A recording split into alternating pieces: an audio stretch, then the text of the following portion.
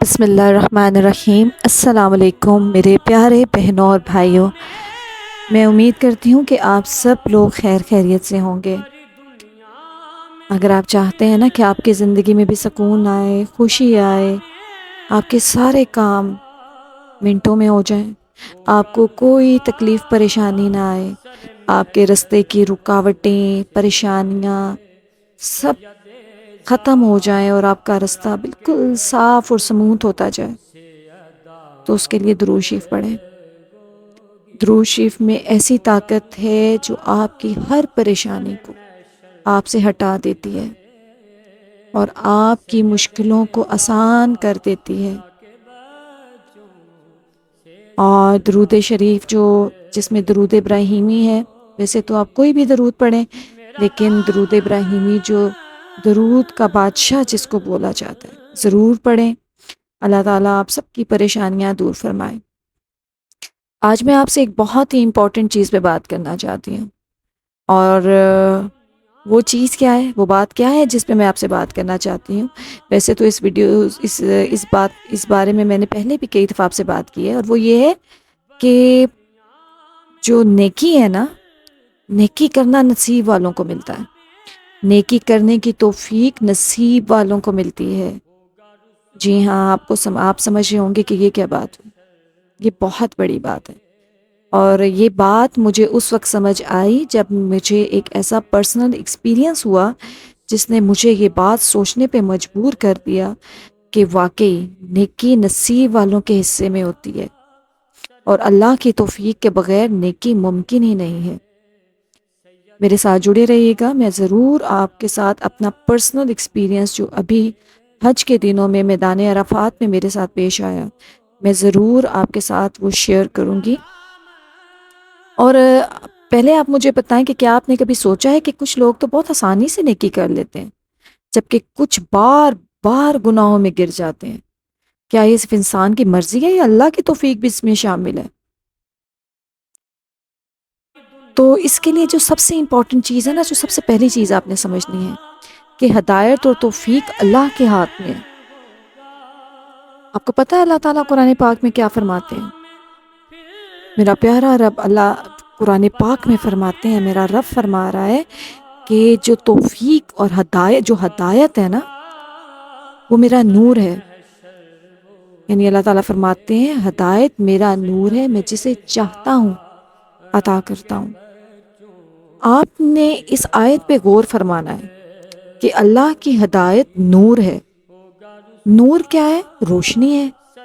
اور روشنی کیا کرتی ہے؟ روشنی کا کام کیا ہوتا ہے؟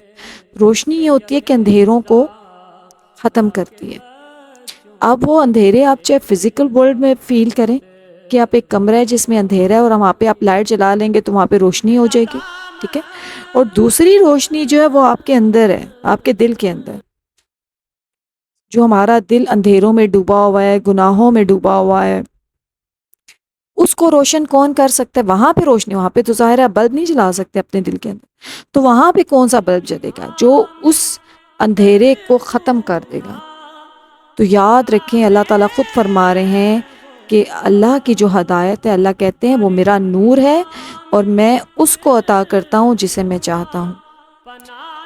اس بات سے ہمیں یہ سمجھ آ گئی کہ وہ جو ہمارے اندر کا اندھیرا ہے نا، وہ اللہ کی ہدایت سے ہی روشن ہو سکتا ہے۔ ہمارا دل جو ہے اگر وہ روشن ہو سکتا ہے، اس کو نیکی کی توفیق مل سکتی ہے، تو وہ اللہ کی مرضی سے ہوگا۔ اللہ جب ہمیں ہدایت دیں گے تو تبھی ہم وہ کام کر سکتے ہیں، اس کے بغیر یہ ممکن نہیں ہے، ہرگز ممکن نہیں ہے۔ اب کیا ہم نے کبھی وہ ہدایت مانگی ہے؟ یہ سوال آپ نے کرنا ہے، میں نے کرنا ہے، مجھے جو اس وقت سن رہے ہیں آپ اپنے آپ سے پوچھیں کہ کیا آپ نے دعا مانگی کہ یا اللہ مجھے ہدایت دے؟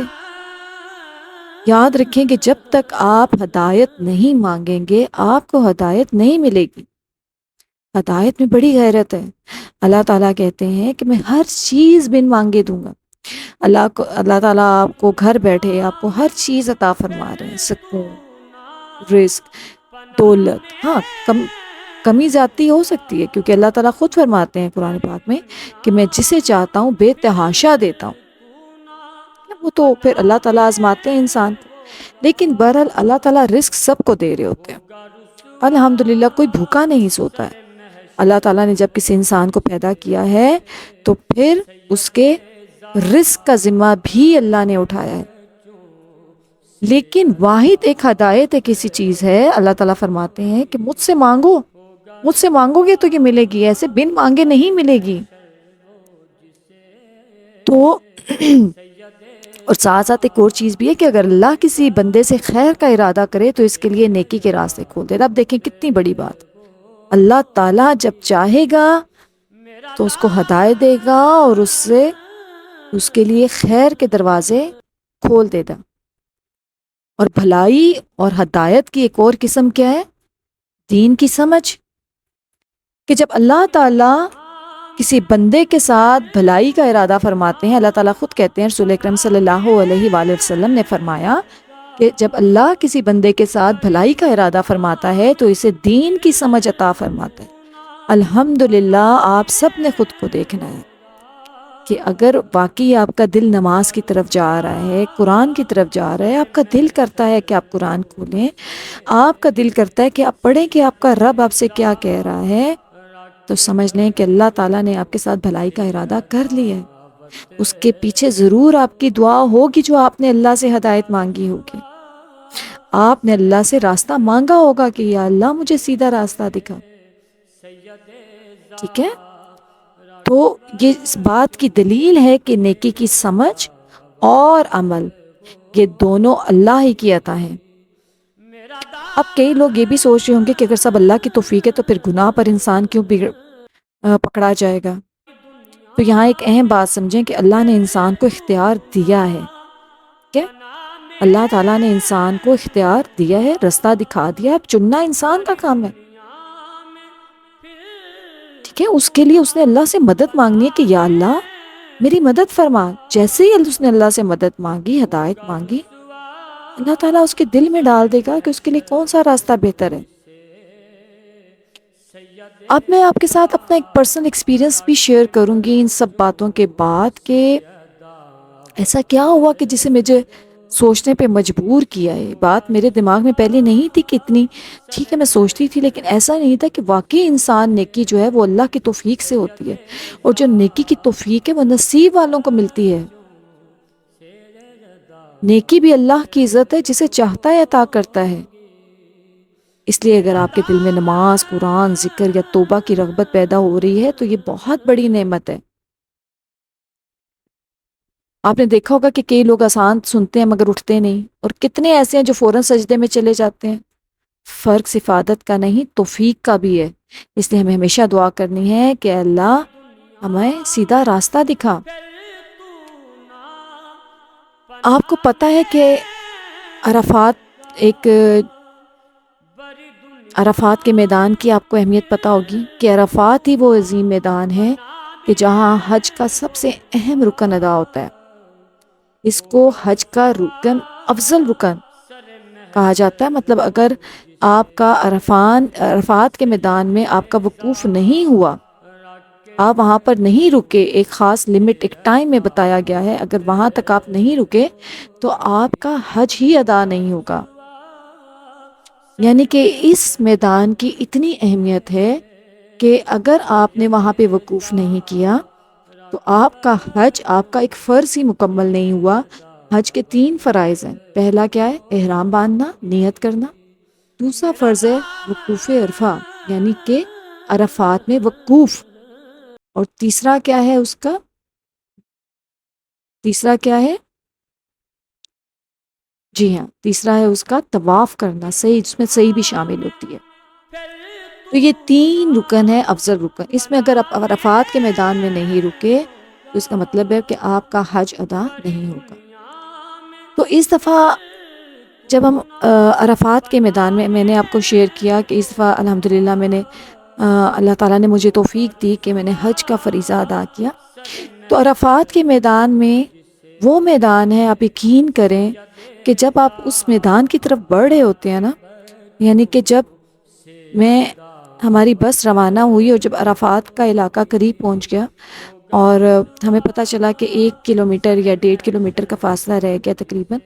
آپ یقین کریں کہ میں انتہائی خوفزدہ ہو گئی۔ مجھے بالکل ایسی فیل آ رہا تھا، مجھے ایسی سوچ آ رہی تھی کہ میں نے اپنا رجسٹر، اپنے اعمال کا رجسٹر اٹھایا ہوا ہے اور اب میں جا رہی ہوں اللہ تعالیٰ کے سامنے، اور اللہ تعالیٰ میرا رجسٹر کھولیں گے اور اس میں میرے اعمال لکھے ہوئے۔ آپ سوچیں کہ انسان کی کیا کیفیت ہوتی ہے، وہ کس کیفیت کے ساتھ ہوگا۔ آپ اپنی زندگی میں مشاہدہ کریں کہ جب ایک عام آپ کسی بھی جگہ جاب میں ہوتے ہیں، کچھ بھی یا انسپیکشن ہو رہی ہے اسکول میں، آپ ایک ایز اے اسٹوڈنٹ فیل کر رہے ہیں یا آپ ایز اے امپلائی وہاں پہ کام کر رہے ہیں اور آپ کو پتہ ہے کہ آج انسپیکشن کا ڈے ہے اور کوئی بڑا آئے گا اور سب دیکھے گا، آپ کا رجسٹر کھلے گا اور دیکھے گا کہ آپ کی کیا پرفارمنس رہی ہے اوور دا ایئر، تو آپ کے کیا خیالات ہوتے ہیں، آپ کتنی تیاری کرتے ہیں، آپ کتنی ٹینشن میں ہوتے ہیں۔ تو آپ سوچیں کہ عرفات کا میدان ہو اور آپ کو پتہ ہو کہ اب آپ اللہ کے حضور پیش ہونے والے ہیں اور وہاں پر آپ کا اعمال نامہ کھلے گا، تو آپ کے کیا احساسات ہوں گے۔ اور ویسے بھی جو عرفات کا منظر ہے وہ قیامت کی یاد دلاتا ہے کہ سب لوگ ایک ہی لباس میں ہوتے ہیں، امیر و غریب کا فرق مٹ جاتا ہے، سب ہاتھ اٹھا کر اللہ کے سامنے کھڑے ہوتے ہیں، ہر طرف عاجزی، دعا اور آنسو ہوتے ہیں، اور یہ کیفیت قیامت کے دن اللہ کے سامنے کھڑے ہونے کی جھلک دکھاتی ہے۔ تو میرے ساتھ میری والدہ بھی تھی اور وہ بھی حج پہ آئی تھیں، اور وہ چل نہیں سکتی تھیں، تو ان کو ہم نے ویل چیئر پہ وہ اپنے سارے فرائض ادا کری تھیں۔ اب آپ کو پتہ ہے کہ جو ٹینٹ جو عرفات ہے وہاں پہ کافی گرمی ہوتی ہے، تو ٹینٹ انہوں نے لگائے ہوئے ہیں، اور ہر ٹینٹ میں آپ سمجھ لیں کہ جیسے ایک ٹینٹ ہے تو اس میں تقریباً around 100 to 150 sofa cum bed جن کو بولتے ہیں، اتنا وہ ہوتا ہے کہ جس کے اوپر آپ سیدھا بیٹھ سکتے ہیں یا سیدھا لیٹ سکتے ہیں، تو وہ صوفہ کم بیڈ لگے ہوتے ہیں، ٹھیک ہے۔ اگر 150 لوگوں کا وہ ٹینٹ ہے تو 150 ہی صوفہ کم بیڈ ہوتے ہیں۔ اب جب میں اس ٹینٹ میں انٹر ہوئی تو جو میری اور میری والدہ کا بیڈ نمبر تھا وہ بالکل لاسٹ میں تھا، تو ہم لوگ وہاں پر چلے گئے اور وہیں پہ میں نے اپنی والدہ کی ویل چیئر ساتھ کھڑی کر دی، اور ظاہر ہے کہ ہم لوگ کا بیڈ آخر میں تھا۔ اچھا، تھوڑی دیر کے بعد میری والدہ کو حاجت فیل ہوئی کہ انہوں نے واش روم جانا ہے، انہوں نے وضو کرنا ہے، تو اب میرے لیے یہ بہت مشکل ہو رہا تھا کہ میں وہاں پر تھی آخر میں، اور وہاں سے میں اپنی ویل چیئر لے کے، کیونکہ بیچ میں اتنے بیڈز تھے، خواتین تھی، بہت زیادہ رش تھا، لوگ تھے کہ میں وہاں سے ویل چیئر چلا کے اور اپنی والدہ کو لے کے آؤں۔ اور دوسرا یہ تھا کہ میں اگر ویل چیئر اٹھا کے لے کے آؤں تو وہ بھی پاسبل نہیں تھا، اور کسی بندے کی ہیلپ چاہیے تھی کہ کوئی دوسرا میرے ساتھ ہو یا اس کو اٹھا کے، پھر بھی وہ ایک پریشانی اور تکلیف کا باعث ہوتا کہ آپ لوگوں کے اوپر سے اٹھا کے آپ ایک ویل چیئر لا رہے ہیں، تو یہ اچھا آسان نہیں تھا سارا کچھ۔ تو میں نے یہ نوٹ کیا کہ جو ٹینٹ کی انٹرنس ہے وہاں پہ ایک خاتون بیٹھی ہے اور ان کے پاس ایک ویل چیئر ہے، تو میں نے یہ سوچا کہ میں جا کے ان سے ریکویسٹ کر لیتی ہوں، کوئی ایسا مسئلہ تو نہیں، ان سے ریکویسٹ کر لیتی ہوں، اور وہ تو ویسے بھی بیٹھی ہوئی ہیں، کہ میں ان کی ویل چیئر لے لوں، اپنی والدہ کو بٹھاؤں اور وہ وضو کر کے آ جائیں، پھر میں ویل چیئر ان کے ہینڈ اوور کر دوں۔ تو میں ان کے پاس چلی گئی اور میں نے ان کو بولا کہ میں ان کو ساری سچویشن بتائی کہ اس طرح سے مجھے ویل چیئر کی ضرورت ہے، میری والدہ کو جانا ہے باہر وضو، کیونکہ واش روم بھی کافی فاصلے پر تھے اور دھوپ بھی بہت زیادہ تیز تھی۔ تو ان کو میں نے ساری سچویشن سمجھائی کہ ہمارا جو بیڈ ہے بالکل لاسٹ میں، وہیں پہ میری ویل چیئر پڑی ہے، اس کو اٹھا کے لانا اور سب کچھ پاسبل نہیں ہے، تو آپ مجھے دے دیں، ویسے بھی آپ کی ویل چیئر تو میں لے کے نہیں جا سکتی کیونکہ میری ویل چیئر بھی سامنے کھڑی ہوئی ہے۔ لیکن میں نے ان کو ساری چیزیں بتائیں، لیکن اس کے جواب میں انہوں نے مجھے بالکل صرف جو نہ ہی مجھے میری بات سنی، بلکہ انہوں نے مجھے سختی سے کہا کہ میں اپنی ویل چیئر نہیں دوں گی۔ میں نے ان سے تھوڑی ریکویسٹ بھی کی، لیکن انہوں نے مجھے سختی سے وہاں سے جواب دیا کہ نہیں دوں گی۔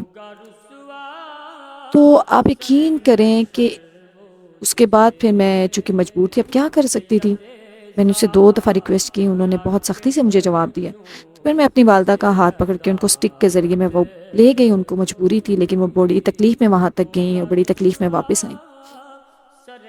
تو اس وقت میں نے یہ سوچا، اس بات نے مجھے یہ سوچنے پہ مجبور کر دیا، اب یقین مانیں کہ جب یہ واقعہ میرے ساتھ ہوا نا، تو اس چیز میں سوچا کہ انسان چاہے عرفات کے میدان میں ہو، مسجد حرام میں ہو، یا دنیا کی سب سے مقدس جگہ پر ہو، جب تک اللہ کسی کے دل میں توفیق نہ ڈالے وہ کسی کی مدد نہیں کرتا۔ یعنی کہ آپ سوچیں کہ حج کا موقع ہے اور وہ جو ایک لگتا تھا ایک حشر کا میدان سجا ہوا ہے، شدید تیز گرمی ہے اور سب لوگ ایک ہی اس میں لباس میں ہیں، کوئی امیر غریب نہیں ہے، اور وہ دن ایسا ہے کہ اللہ تعالیٰ کہتے ہیں کہ مجھ سے مانگو،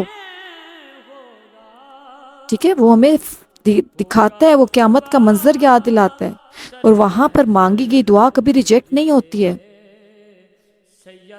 اور اگر عرفات جیسے مقدس میدان میں بھی اگر ہمارا دل نرم نہیں ہو رہا ہے، ہمیں کسی کی تکلیف نظر نہیں آ رہی ہے، ہمیں کسی کی پریشانی نظر نہیں آ رہی ہے، تو پھر ہم نے سوچنا ہے کہ ہمارا ضمیر، ہم نے پھر اپنے ضمیر کے بارے میں سوچنا کہ ہمارا دل اتنا پتھر کیوں ہے۔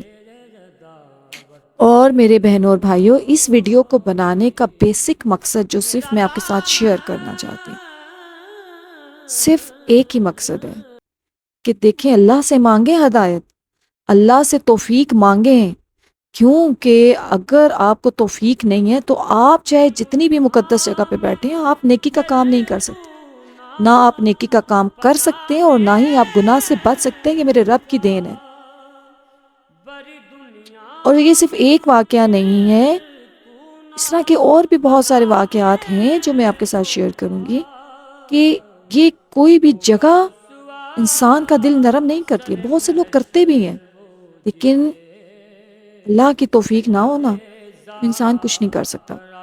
اور یہی میری آج کی ویڈیو کا سبق ہے، ایک لیسن ہے جو میں نے بھی سیکھنا ہے، جو آپ نے بھی سیکھنا ہے، کہ ہم نے اللہ تعالیٰ سے توفیق مانگنی ہے، ہدایت مانگنی ہے، کیونکہ اللہ تعالیٰ خود فرما رہے ہیں کہ ہدایت ایک نور ہے اور میں جسے چاہتا ہوں عطا کرتا ہوں۔ آج ہی مانگے، اپنی جھولی پھیلائیں، اللہ سے مانگے، توفیق مانگے، ہدایت مانگے، اور پھر دیکھیں کہ اللہ تعالیٰ آپ سے نیکیاں کیسے کرواتا ہے، اللہ تعالیٰ آپ کا دل کیسے نرم کرتا ہے۔